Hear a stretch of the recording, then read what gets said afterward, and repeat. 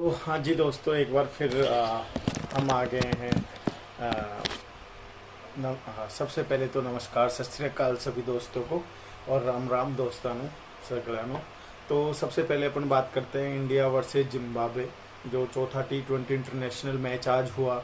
और तुम सबने मैच देखा हो और पता होगा आज किस तरीके से इंडिया ने ये मैच जीता। और ये सीरीज जो 5 मैचों की T20 इंटरनेशनल सीरीज थी, उसमें 3-1 से अपने नाम कर लिया अभी तक 4 मैचों में ही। और 5वां T20 इंटरनेशनल मैच जो कि अभी होना है वो अभी बाकी है, लेकिन 4 मैचों में से 3 मैच इंडिया ऑलरेडी जीत चुका है। और आज तक जो इतिहास रहा है, इंडिया कभी भी जिम्बाब्वे से कोई भी सीरीज नहीं आ रहा है, मैचेस हारे हैं। जैसे कि इस सीरीज में भी पहला जो मैच था फर्स्ट T20 इंटरनेशनल, वो इंडिया हार चुका था, लेकिन दूसरा, तीसरा और चौथा लगातार तीनों मैच जीत के इंडिया ने ये सीरीज अपने नाम कर लिया। अब चौथा मैच एक फॉर्मेलिटी की तरीके से ही है, बट हाँ, इंडिया चाहेगा कि वो चौथा मैच भी उसको जीते और 4-1 से इस सीरीज को अपने नाम करे।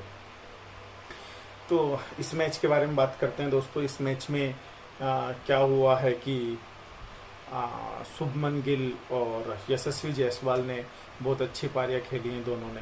और जो टारगेट जिम्बाब्वे ने इंडिया को 153 रन का दिया था, वो इंडिया ने 16वें ओवर में 15.2 ओवर में चेज कर लिया।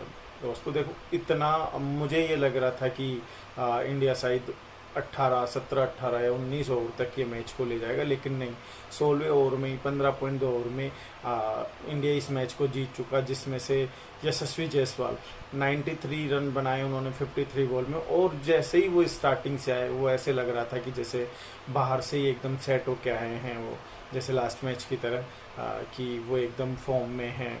और आते ही जैसे ही आए, उन्होंने ये शॉट मारे, बहुत अच्छे अच्छे शॉट्स मारे। हालांकि वो पहले चौके ही मार रहे थे, पहले 36 रनों में उनके 8 चौके थे, फिर उसके बाद लास्ट में जाके उन्होंने 2 छक्के भी लगाए। और जैसा कि शुभमन गिल, अपने को सभी जानते हैं, शुभमन गिल पहला थोड़े स्लो खेलते हैं, लेकिन स्टार्टिंग की 6 बॉलों में उन्होंने 12 रन बनाए, लेकिन उसके बाद फिर वो थोड़ा स्लो हुए। फिर लास्ट में जाके उन्होंने अपनी इनिंग को थोड़ा पेस दिया और पेस हाई किया इनिंग का, और फिर उन्होंने अपने स्ट्राइक रेट भी इंक्रीज की और उन्होंने 58 रन 39 बॉलों में 148.72 की स्ट्राइक रेट से बनाए। तो दोस्तों, आज का जो मैच हुआ वो 10 विकेट से भारत ने इस मैच को जीता। ये बहुत बड़ी जीत है। और वैसे भी इंडिया की फुल फ्लेज टीम नहीं है इसमें, ना ही हार्दिक पांड्या हैं, ना ही जसप्रीत बुमराह हैं, ना ही ऋषभ पंत हैं, ना ही अर्शदीप सिंह हैं, ना ही सूर्य कुमार यादव, जो कि नंबर 3 पे काफ़ी अरसे से नंबर 4 पे खेल रहे हैं T20 इंटरनेशनल में, और वो भी नहीं है। तो क्या एक तरीके से कहें तो बिल्कुल यंग टीम थी। सभी नए लड़के थे। इनमें से 4-5 मैंने अभी आपको बताया, उन्होंने तो डेब्यू किया था। कि जैसे आज अभिषेक शर्मा ने इस सीरीज में डेब्यू किया इंडिया के लिए। इसके अलावा अभिषेक ध्रुव जुरेल ने डेब्यू किया, रियान पराग ने डेब्यू किया, तो बहुत सारे प्लेयर्स ने डेब्यू किया है। तुषार देशपांडे ने डेब्यू किया। तो ये इंडिया के लिए कुछ पहले मैचेस खेल रहे हैं यहाँ पे इस सीरीज में।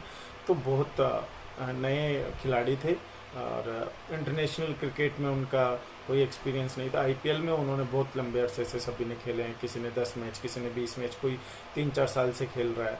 और बहुत अच्छा उन्होंने आईपीएल में क्रिकेट खेला, इसी वजह से उनको यहाँ पर भी मौका मिला है। बट हाँ, बिल्कुल नई टीम थी, इस वजह से हम ये सब मानते हैं कि ये बड़ी जीत है इंडिया के लिए, इस टीम के लिए। और बॉलिंग भी इंडिया ने पहले जो जिम्बाब्वे को पहले बैटिंग करने का ऑफर दिया, तो उसके बाद बॉलिंग बड़ी अच्छी की। तो जैसा कि हमने पहले ही मिड इनिंग में अपन इस चीज़ को डिस्कस कर चुके हैं कि इंडिया के बॉलर्स ने कुछ अच्छी बॉलिंग की थी, सभी बॉलर्स ने अच्छी बॉलिंग की थी। लेकिन खलील अहमद, जिन्होंने सबसे ज़्यादा 2 विकेट लिए 4 ओवर में 32 रन देके, तो उन्होंने 8 के रन रेट से रन दिए, 8 रन पर ओवर इकोनॉमी उनकी, ठीक है। सबसे इकोनॉमी जो बॉलर थे वो थे रवि बिश्नोई, उन्होंने 4 ओवर में 22 रन दिए, लेकिन आज उनके खाते में कोई विकेट नहीं था। और तुषार देशपांडे ने एक विकेट ली, जो कि उनका इंटरनेशनल पहला मैच था, जो उन्होंने पहले मैच में पहला विकेट लिया। अभिषेक शर्मा का आज इंटरनेशनल फर्स्ट विकेट था। वो बॉलिंग तो पिछले 2 मैचों में भी कर चुके हैं, लेकिन पहला विकेट उनका आज था। एक शिवम दुबे ने भी लिया 1 विकेट, और इसके अलावा वाशिंगटन सुंदर को 1 विकेट मिला। तो ये पूरा बॉलिंग स्कोर कार्ड था। लेकिन उसके बाद जो बैटिंग हुई, एकदम माशाल्लाह बैटिंग हुई है दोस्तों, और बहुत अच्छी बॉलिंग की इंडिया ने, और बैटिंग भी उसी हिसाब से बहुत अच्छी हुई। और बात कर लेते हैं अब इसके बाद कि अब 5वां इंटरनेशनल मैच है। मुझे लगता है कुछ प्लेयर्स को इनमें वो रेस्ट देंगे, कुछ ने और जो बचे हुए प्लेयर्स हैं उनको मौका देंगे, क्योंकि सीरीज इंडिया जीत चुका है। तो हो सकता है रियान पराग, ध्रुव जुरेल वापस इस टीम में आए, और कुछ प्लेयर्स को वापस बैठा दिया जाए, कि उनको एक और मौका दिया जाए खेलने का। और अब ये जिम्बाब्वे और इस सीरीज में अब कुछ ज़्यादा बचा नहीं है। और जैसा कि श्रीलंका टूर के लिए सभी को पता ही है कि श्रीलंका का टूर अनाउंस हो चुका है, जो 26 जुलाई से स्टार्ट होना है। 3 T20 इंटरनेशनल मैचेज हैं और 3 ODI मैचेज हैं उस सीरीज़ में। तो ये सभी 26 जुलाई से मैचेज हैं। मेरे ख्याल से 8-9 अगस्त तक ये मैचेज चलेंगे, और ये 3 T20 इंटरनेशनल और 3 वनडे इंटरनेशनल मैचों की सीरीज़ है। इसके बाद बात कर लेते हैं दोस्तों, चैंपियंस ट्रॉफी को लेके बहुत सारी अटकलें चल रही थी। बहुत लोग सूत्रों से कह रहे थे, कुछ लोग ये भी कह रहे थे कि BCCI ने ICC को कहा है कि हमें न्यूट्रल वेन्यू पर मैचेज करवाने हैं, हम पाकिस्तान नहीं जाएंगे। लेकिन जो BCCI के एक ऑफिशियल है, राजीव शुक्ला, उन्होंने आज किसी एक न्यूज़पेपर पर इंटरव्यू देते हुए उन्होंने कंफर्म किया है कि अभी तक BCCI ने इस तरीके से कोई बात नहीं कही है, ना ही उन्होंने ICC को कही है और ना ही कहीं और कही है। तो अभी इस बारे में कोई चर्चा नहीं हुई, तो जब भी होगी तब बता दिया जाएगा। तो ये जितनी भी बातें चल रही थी कि इंडिया चैंपियंस ट्रॉफी के लिए पाकिस्तान जाएगा या नहीं जाएगा, या न्यूट्रल वेन्यूज़ पे उनका वो होगा, तो ये सब चीज़ें अभी तक BCCI की तरफ से इसका कोई भी ऑफिशियल अनाउंसमेंट या ऑफिशियल आंसर किसी ICC को या कहीं और कोई जवाब नहीं दिया गया अभी तक। देखो उसमें आगे क्या होता है, अभी समय है, वो फरवरी में, नेक्स्ट ईयर फरवरी के आसपास वो चैंपियंस ट्रॉफी होनी है। तो उसके लिए अभी काफ़ी समय, और ये आगे चीज़ें डिस्कस होंगी, तो ये आगे देखा जाएगा उसमें क्या हो सकता है। और दोस्तों एक सबसे बड़ी बात, जो 26 जुलाई से अभी ओलंपिक्स स्टार्ट हो रहे हैं, और ओलंपिक्स जो इस बार पेरिस में हो रहे हैं, तो उसके लिए भी हम आपको सभी जानकारियां इस चैनल पे देंगे। क्योंकि इंडिया पिछले कुछ सालों से ओलंपिक्स में बहुत अच्छे मेडल्स ला रहा है। कुछ गोल्ड मेडल्स भी इंक्रीज हुए हैं, मेडल्स की संख्या भी इंक्रीज हुई, गोल्ड हो, ब्रॉन्ज हो या सिल्वर मेडल्स हो, सभी में। तो हम उसकी जानकारी भी आपके लिए लेकर आएंगे इस चैनल पे। सभी तरीके के स्पोर्ट्स की, ना सिर्फ क्रिकेट की, बल्कि क्रिकेट, ओलंपिक्स या कुछ और जो दूसरे खेल्स होंगे, उन सभी के बारे में यहाँ पर हम आपको सारी चीज़ें, सारी उनकी न्यूज़ और खबरें प्रोवाइड करवाया करेंगे।